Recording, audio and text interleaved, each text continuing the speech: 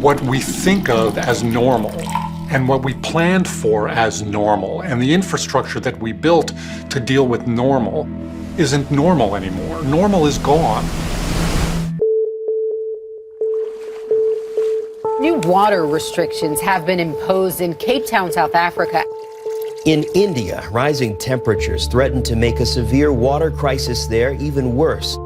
The greatest global risks of our time, the shortage of water. By 2050, the United Nations says more than 5 billion people could be facing water shortages across the globe. Normal is gone because populations around the world have grown so large. Normal is gone because humans are now changing the climate, and we're in a completely new set of conditions and environments and extreme events. You can look at water problems and easily work yourself into a panic. We're talking about 95% of the population is actually living today in a country that has less water than it did 20 years ago. Take the nation of Namibia in the southwest corner of Africa. It's named for the Namib Desert, which is one of the oldest deserts on Earth. So this may seem like a weird place to come looking for the future of water. There are no running rivers within Namibia. They're only on our borders, so we're always in a state of uncertainty with our water supply. So this is probably the worst place to have a major city built on. And yet, Namibia's capital, Windhoek, isn't dying of thirst. Windhoek found a radical source of water that's abundant and available to a city of any size, no matter how dry. Here, you'll find a facility with a unique mission. There was just simply not enough water from the sources around Windhoek. They looked at what do we have? We have a lot of wastewater. Water reclamation. We basically drink our wastewater, our shitty water, sorry to say, but yeah. While many cities usually just clean up sewage and then dump it into a river, Windhoek takes that treated water and sends it into their water recycling plant. There's a system of tanks and pipes where any leftover solid matter gets filtered out, microorganisms are killed off, and even antibiotics and hormones get broken down. The last step involves an ultrafiltration membrane, which will filter out basically all suspended particles, all bacteria and all viruses. Then it's mixed with other treated water that's collected from an underground aquifer or reservoirs for seasonal rain. Which means that every time someone in Windhoek opens a tap, about a quarter of what comes out is recycled wastewater. It is both miraculous in one sense that you can have disgusting water that you shouldn't be drinking that is completely unhealthy for you. But at the same time, it's just H2O. And if you take everything around that H2O away, then you end up with pure water again. The system is monitored around the clock, and the water is continually tested, both in the facility and in samples sent to independent labs. We do tests for every 4 hours. I'm sure, I know I'm the one who produced this water. I know the quality of this water, so I trust my own product.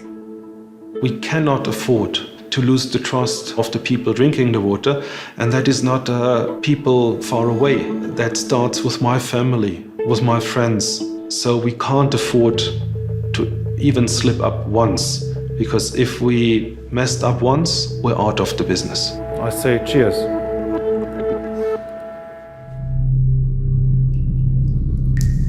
Building that trust means contending with an understandable aversion to dirty water. When a cholera epidemic broke out in London's Soho neighborhood in 1854, British scientist John Snow paved the way for the modern field of epidemiology by tracing the outbreak to a tainted well. So it's not surprising that the dangers of mixing drinking water and wastewater are feared. There's thousands of years of history packed into that resistance, and that has served us well. But we need to add this idea that water can be cleaned. You can use it, it's dirty, clean it up, use it again. And this technology isn't something newfangled that people living in Windhoek recently had to accept.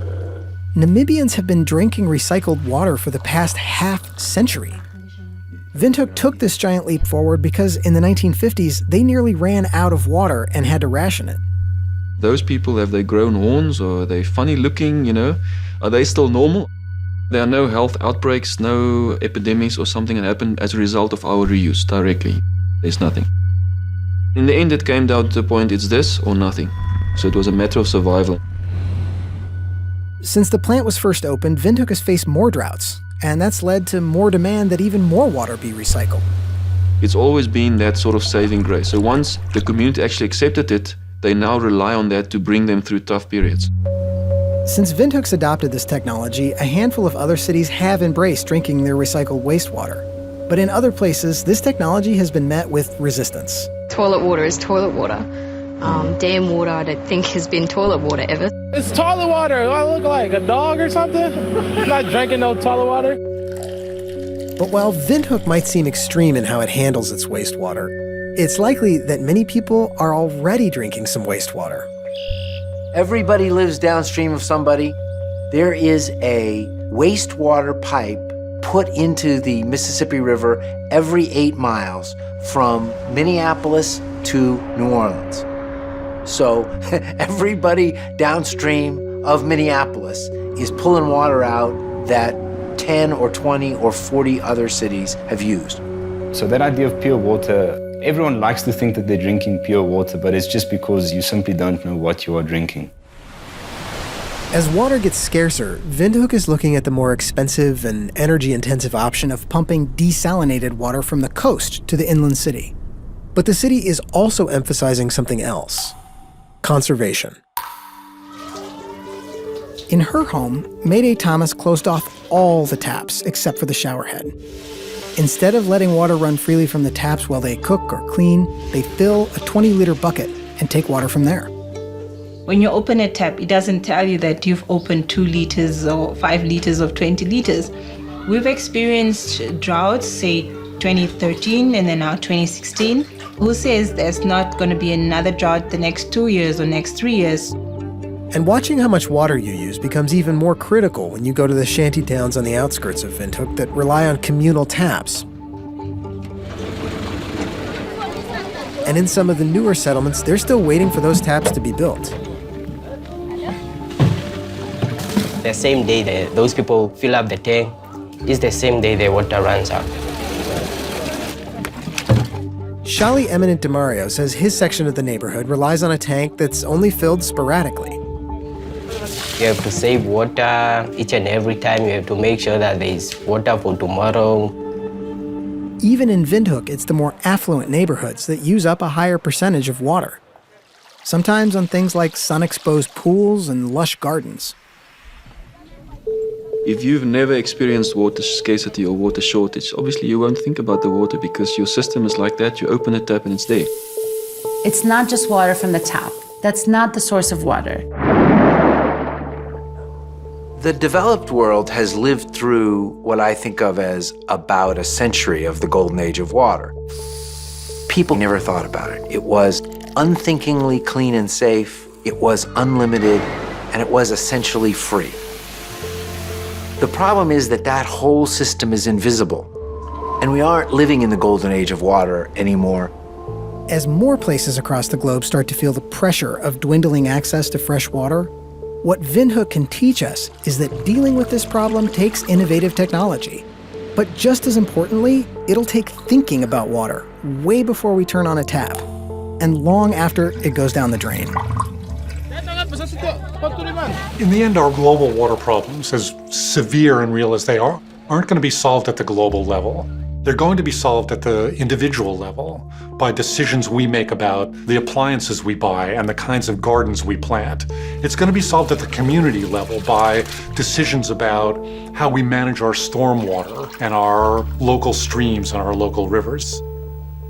We don't need to reinvent the wheel. Many other cities and countries have gone through this. The future has arrived in some of them, and we can learn from their future for our future.